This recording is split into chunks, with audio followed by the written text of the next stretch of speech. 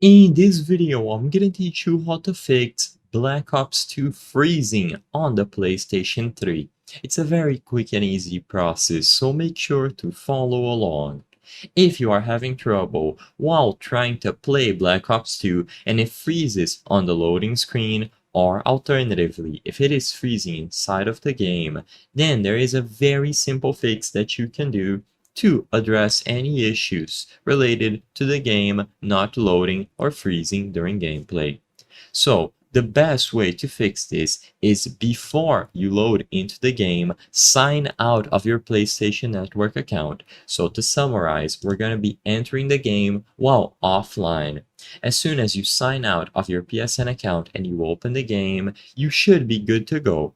Of course, now you are in offline mode and you might think that you don't have access to multiplayer or even zombies. So all that you have to do now is go over to the option to start a multiplayer local or LAN match, and once you reach the choose a class option while the countdown is happening, just sign into your PlayStation Network again.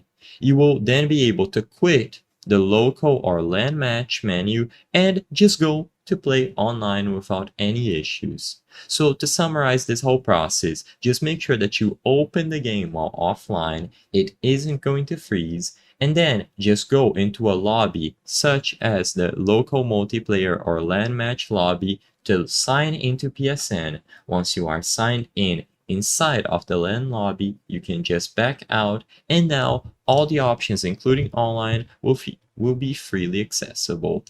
I hope I was able to help you on how to fix Black Ops 2 freezing on the PlayStation 3.